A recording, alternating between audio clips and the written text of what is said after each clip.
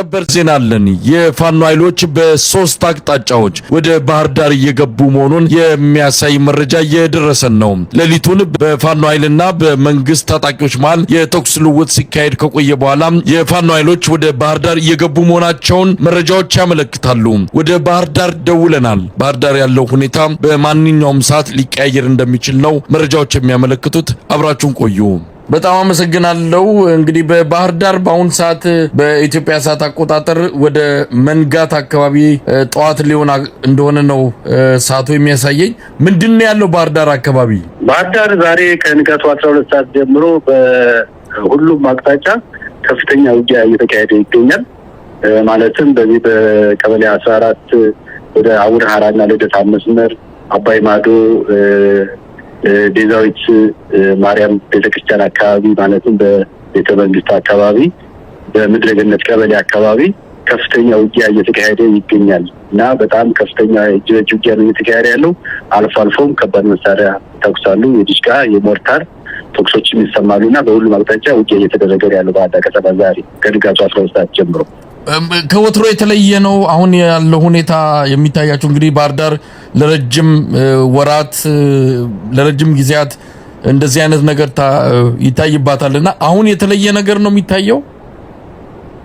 አሁን የተለየ ይመስላል። ትናንት ቀኑ ሙሉ ከፍተኛ የመንግስት ወታደር እንቅስቃሴ በኦራል በብዙ ኦራሎች እየተጫኑ ከቦታ ቦታ ይንቀሳቀሱ ነበር። ይሄም ሊከሰት እንደሚችል ግምታችን ነበር እኛ።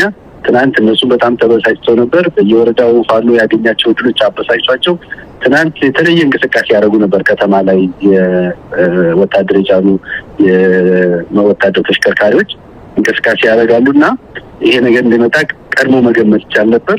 ዛሬ ግን በሁሉም አቅጣጫ ከንጋቱ 12 ሰዓት ጀምሮ ከፍተኛ ውጊያ እየተደረገ ነው ያለው። የእጅ በእጅ ውጊያ ነው። ከባድ መሳሪያዎች አልፎ አልፎ ይተኮሳሉና ከወትሮ የተለየ ነው።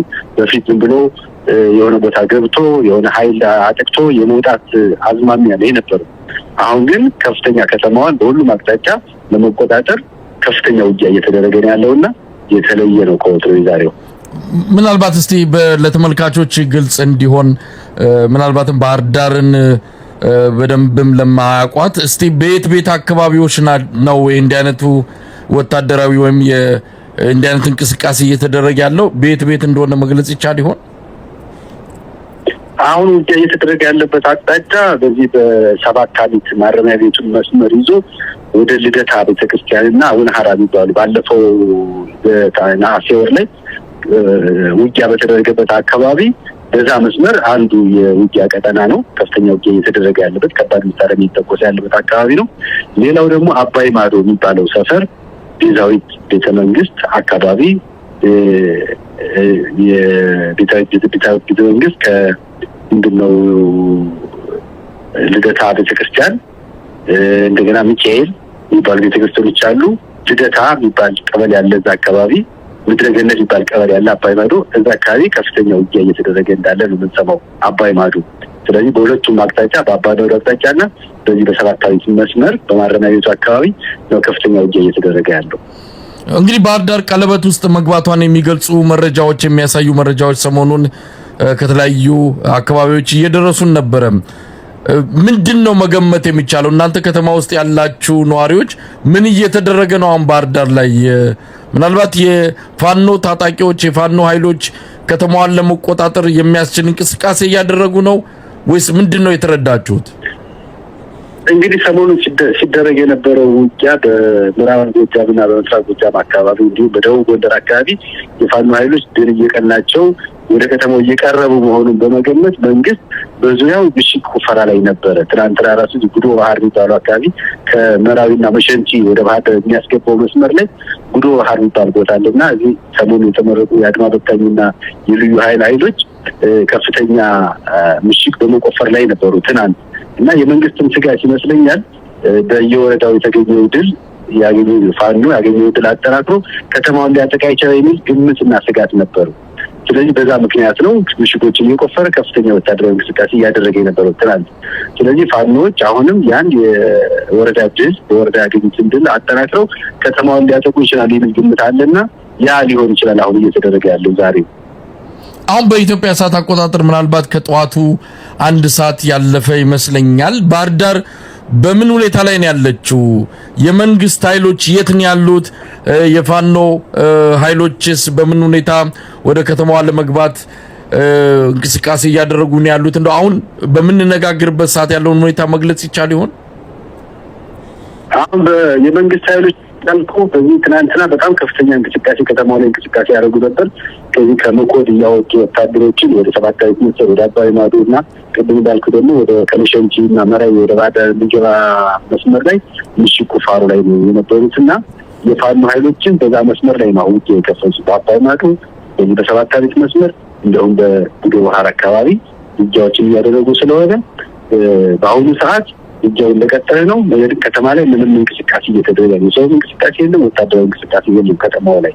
ስለዚህ ዳንበሮች ላይ ነው ውጊያ እየተደረገ ያለው። በባህር ዳር በሁሉም አቅጣጫ ውጊያው እንደቀጠለ ነው። ከባድ መሳሪያዎች ይተኮሳሉ፣ እጅ ውጊያዎች ይደረጋሉ። እንግዲህ ውጤቱን ደግሞ በጋራ የምናየው ይሆናል። እስካሁን ድረስ ምንም እንቅስቃሴ ስለማናደርግ ውጤቱን መገመት አልቻልንም፣ ማወቅም አልቻልንም። ነገር ግን በሁሉም አቅጣጫ ውጊያው እንደቀጠለ ነው። ባህር ዳር እንግዲህ የክልሉ ርዕሰ ከተማ ናት። ባህር ዳርን በዚህ ደረጃ በወታደራዊ ቀለበት ውስጥ ማስገባት ብሎ ምናልባት በሚቀጥሉት ሰዓታት ቀናት ውስጥ ባህር ዳር በማን እጅ ልትወድቅ እንደምትችል ከወዲሁ መናገር የሚቻል አይደለም። የአረጋ ከበደ አስተዳደር በአሁኑ ሰዓት በምን ሁኔታ ላይ እንዳለም የሚታወቅ ነገር የለም። አዲስ አበባ ፕሬዝዳንቱ ማለት በአረጋ ከበደ አስተዳደር አዲስ አበባ እንዳለ ነው የምንሰማው። የመንግስት እንቅስቃሴስ በምን አይነት ሁኔታ ላይ ያለው? የመኮድ የመከላከያ ኮንስትራክሽን ድርጅትን ጨምሮ አጠቃላይ መንግስት ወሳኝ የሆኑ አካባቢዎች በማን እጅ በምን ሁኔታ ላይ እንዳሉ ማወቅ ይቻል ይሆን? አሁን በአሁኑ ሰዓት በየትኛው ኃይል እንዳሉ ማወቅ ይቻልበት ሁኔታ አይደለም። ምክንያቱም ውጊያው እንደቀጠለ ስለሆነ በማን እጅ እንዳሉ ማወቅ አይቻልም። ነገር ግን መንግስት እንደ መንግስትነት ባህር ዳርን እያስተዳደረ አይደለም። የወታደራዊ እንቅስቃሴዎች ብቻ እንጂ ሌላ የመንግስታዊ ተቋማት ስራቸውን እየከወኑ አይደለም። በከፍተኛ ፍራቻ የገባ ህብረተሰብ ነው ያለው ባህር ዳር ከተማ ውስጥ። መቼ ፋኖ መጥቶ ሊቆጣጠራት ይችል ከተማዋን መገመት አይቻልም። ምክንያቱም በየጊዜው መኪናዎችን የገቡ ከተማ ላይ ይወስዳሉ፣ የገቡ የመንግስት ባለስልጣናት ገለው ይወጣሉ። ስለዚህ በማንኛውም ሰዓት ባህር ዳር በፋኖ እጅ እንደምትገባ መገመት ይቻላል። ምክንያቱም መንግስት በተገቢ ሁኔታ ሀገሩን ከተማውን እያስተዳደረ አይደለም። ፋኖች ይገባሉ፣ የሚያደርጉትን አድርገው ይወጣሉ ያለምንም ኮሽታ። ስለዚህ በማንኛውም ሰዓት ፋኖ ከተማውን ሊቆጣጠር እንደሚችል መገመት ይቻላል።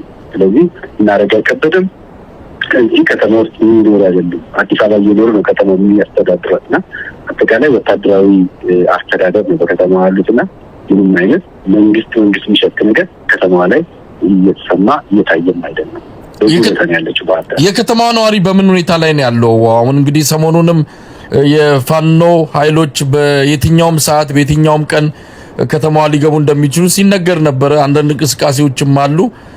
የከተማዋ ህዝብ በምን ሁኔታ ላይ ነው ያለው?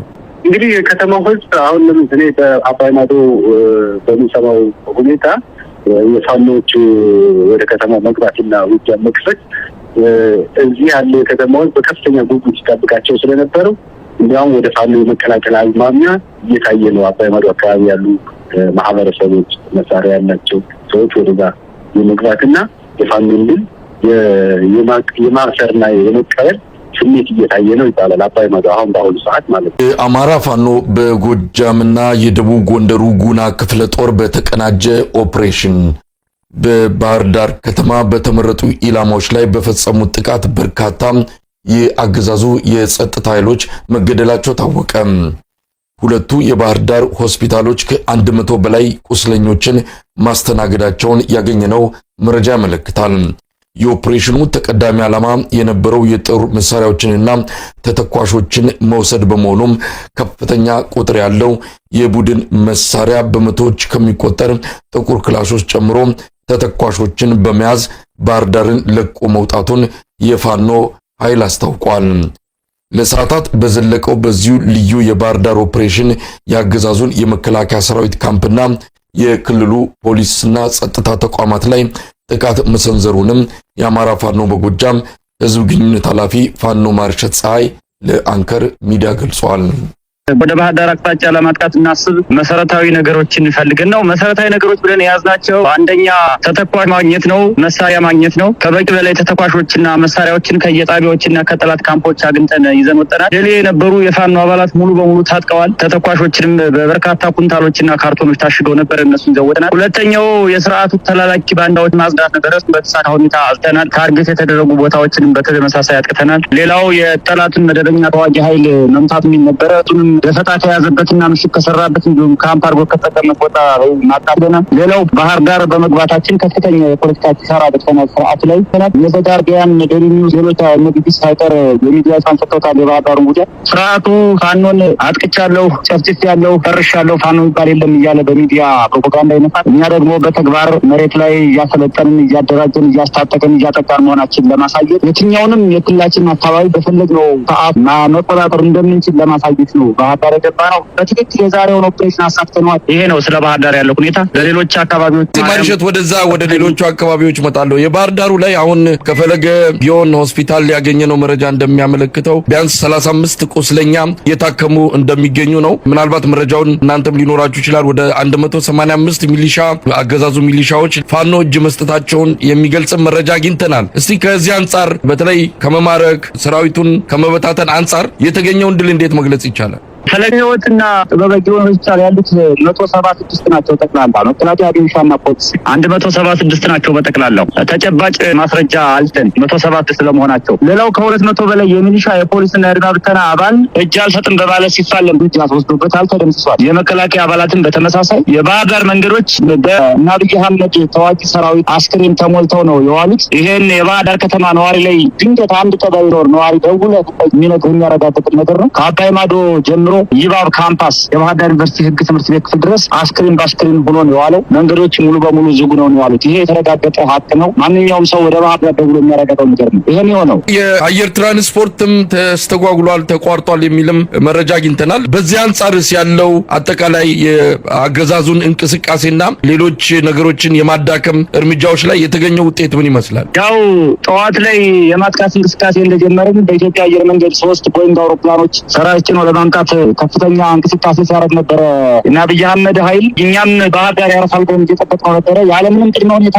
አውሮፕላኖችን እየጠበቅን ነበረ፣ አልመጡም። ምክንያቱም ባህር ዳር ከተማ ሰላም እንዳልሆነ ውጣ እንዳለ እየታወቀ ተሳፍሮ የሚመጣ ሰላማዊ መንገደኛ እንደሌለ ግልጽ ስለሆነ ሰራዊት ነው ለመምጣት ነበር የተንቀሳቀሱት። 3 ቦይንግ አውሮፕላኖች የበረራ ቁጥራቸው ሳይቀር አለን፣ ነገር ግን ቀርተዋል፣ አልመጡም። ንጹሐንን ጭኖ ሲቪሊያንን ጭኖ በፈለገው ሰዓት መምጣት ይችላል። እኛ ሁሉ ጥበቃ እናደርገታለን። እንደ አማራ ህዝብም እንደ ፋኖም እንደ ታጣቂ እንቅስቃሴ እንደምናደርግ ሰዎችም ኃይሎችም ድጋፍና እንክብካቤያችን በመንገደኞችም በሰራተኞችም ይቀጥላል። ነገር ግን ወታደር ጭኖ ከመጣ ሙሉ እርምጃ እንወስዳለን። ይህን ተናግረናል። ዛሬ የሚሆነው ይሄ ነው። በረራ 100% ተቋርጧል። በጉልበት ነው ያስቆም ነው። የባህር ዳር ህዝብ እንዴት ነበር አሁን በዚህ ሁኔታ የነበረው ስሜት? በአጠቃላይ እንግዲህ ኦፕሬሽኑ አሁን ተጠናቋል። የተለያዩ አቅጣጫዎች ገብታችሁ የሚደረገውን አድርጋችሁ እንደወጣችሁ ከሌሎች መረጃ ምንጮችም ማረጋገጥ ችለናል። የባህር ዳር ህዝብ በሁኔታው ምን አይነት ስሜት እንዳለው ተረድታችኋል? እኛ ዳር ለዳር 360 ዲግሪ ምሽግ የቆፈረውን የጠላት ኃይል መቅጠም ስንጀምር የባህር ዳር ወጣት ከውስጥ ነው ድንጋይና ዱላ ይዞ ሚሊሻና ፖሊስ ጋር መተናነቅ የጀመረው። የባህር ዳር ወጣት ከዚህ በፊትም በነበሩ ውጊያዎች የተመሰከረለት ነው። በደረቱ እንደ እባብ እየተሳበ ጭቃና ግሬንዳራ ድቅድቅ የሚገጥም ወጣት ነውና ሞት የማይፈራ ወደኋላ የማይሸሽ ሞት ያለ የማይመስለው ወጣት ነው ያለው። ዛሬም የተለመደ ጀግንነቱን አሳይቷል። መንገዶችን ለመዝጋት 10 ደቂቃ የሚፈጅ ጊዜ ቆይታ አልወሰደም። በቅጽበት የተዘጉ መንገዶች ጎማ መጨስ የጀመረው በቅጽበት ነው። ድንጋይ ውርዋሮ ከክላሽ ጋር ከግሬንዳራ መቅጠም የጀመረው ወጣቱ በቅጽበት ነውና ይሄ በጣም የሚገርም ነበር። የባህር ዳር ወጣት እንደተለመደው ጀግንነቱን አሳይቷል። ዛሬ ወደፊትም ይቀጥላል። በሌሎች አካባቢዎች እንግዲህ አሁንም በአማራ ፋኖ በጎጃም የተለያዩ ወታደራዊ እንቅስቃሴዎች እየተደረጉ ነው። በአገዛዙ በኩልም መደበቅ የሚችሉት እንዳልሆነ ከሚያወጣቸው መረጃዎች መገንዘብ ይቻላል። ምን አይነት እንቅስቃሴዎች አሉ በሌሎች አካባቢዎች? ደንበጫን በድጋሚ መልሰን ተቆጣጥረን የምንፈልገውን ኦፕሬሽን ሰርተናል። ዛሬም ደቡብ ሜጫ ከይልማና ዴንሳ ወረዳና ደቡብ ሜጫ ወረዳ መካከል የገባውን ገርጨጭ ላይ ቤቶችን ያቃጠለውን ንብረት ያወደመውን የጠላት ኃይል ዛሬ በግማሽ የሚሆነውን ደምስሰናል። በሜጫ ወረዳ ማለት ነው። ይልማና ዴንሳ ወረዳ በአንበሶች የጎንጂ ፋኖች ምላጭ በር የተባለ ጫካማ ቦታ ላይ ሰፍሮ የነበረውን ጠላት ሙሉ በሙሉ ደምስሰናል። ሞጣ ውጊያ ነበረ። መርጦ ለማርያም የጠላት ኃይል ሲሸነፍና ፊት ለፊት የፋኖን በትር መቋቋም ሲያቅተው ንጹሐንን ጨፍጭፏል። ከቤታቸው እያወጣ የተዘጋ ቤት ቤታቸውን በጉልበት እየከፈተ በርግጫ እየከፈተ ንጹሃንን ጨፍጭፏል። አዛውንት ህጻናት ሳይቀር ተረሽነዋል። ይሄ ነው ፊት ለፊት ግጥሚያ ሲሸነፍ አንገት ለመቁረጥ ንጹሃን የሚተፈጭተው ሁልጊዜ የተለመደ ተግባሩን ዛሬ በመርጦ ለማርያም ሰኞ ገበያ በተባለች ሳትራት ከተማ ጭፍጨፋ ፈጽሟል። የተጨፈጨፉት ቁጥር ከ28 ይበልጣል። አሁን ባለን መረጃ አውደ ውጊያዎች እንደቀጠሉ ናቸው። 7ኛ ቀን በዚህ መልኩ ተጠናቋል። ነገ ከነገ ወዲያም እስከ መጨረሻ ድረስ አንድ አማራ እስከሚቀር ድረስ እንዋጋዋለን። ስርዓቱን አንኮታተን አሸንፈን እና አብይ አህመድ ጋር እስከምናቀርብ ድረስ ውጊያው ይቀጥላል። ሁልጊዜም ኃይል እየገነባን ነው። ሁልጊዜም መሳሪያ እየታጠቅን ነው። ሁልጊዜም ጠንካራ የሆነ አደረጃጀት እየፈጠርን ነው። እንደነገርኩ ከዚህ በፊት የአማራ ትግል የፋኖ እንቅስቃሴ ለአማራ ህዝብ ብቻ ሳይሆን በኢትዮጵያም የፖለቲካ ገጸ በረከት የሚያመጣ አብይ አህመድ የበጠጠውን የረበሸውን የምስራቅ አፍሪካ ቀጠና የፖለቲካ የሚያስተካክል አጠቃላይ ቀጠናዊ ሰላም ሀገራዊ ሰላም የሚያመጣ ትግል ስለሆነ በዚህ ደረጃ እየሰራን ስለሆነ ጥሩ እንቅስቃሴ ላይ ያለነው ማጥቃታችን ይቀጥላል። ዳሩ ኦፕሬሽን ከአማራ ፋኖ በጎጃም ጋር የተሰለፈው የጉና ክፍለ ጦር በዘንዘልማ ያለው መስመር በመቆጣጠር ከፍተኛ ኪሳራ በአገዛዙ ላይ ማድረሱ ተገለጸ። የጉና ክፍለ ጦር ዛሬም ከባህር ዳር በቅርብ ርቀት ባሉ አካባቢዎች የአገዛዙ ሰራዊት ላይ ከባድ የተባለ ጥቃት መሰንዘሩንም ከክፍለ ጦሩ አመራሮች የተገኘው መረጃ ያመለክታል። በእስቴ አባሳሜ እብናት የተደረጉ ውጊያዎች በድል የተጠናቀቁ መሆናቸውም ተገልጿል። ስለ ሰሞኑ የደቡብ ጎንደር የውጊያ ውሎች የክፍለ ጦሩን አመራር አባል ሻለቃ ቢራራን አነጋግሬያቸዋለሁ። ዛሬ ወንድሞቻችን ባህር ዳርን ክልሏን ዙሪያዋን ይዘው ባደረጉት ጥቃት ያው ተጨማሪ ኃይል እንዳይል በማለት ከአዲስ ዘመን ወረታን፣ ሐሙሲትን፣ አርብ ገቢያን፣ እስቴን ጉና ክፍለ ጦር ሙሉ በሙሉ ጥቃት ስታደርጉላለች። ያው አሁንም አንተን እያናገርኩኝ እዛው ከምሽግ ቆይቼ እየወጣው ነው ያለሁት። ባህር ዳር በተደረገው ውጊያ ሐሙሲትን አስገብተን ታናገናው ሻለቃ ሙሉ በሙሉ አድባብተናውን ደምስሳለች። አንበሳሜ፣ አርብ ገቢያ የሚባለውን ጉና ክፍለ ጦር ሙሉ በሙሉ ተቆጣጥረውላለች።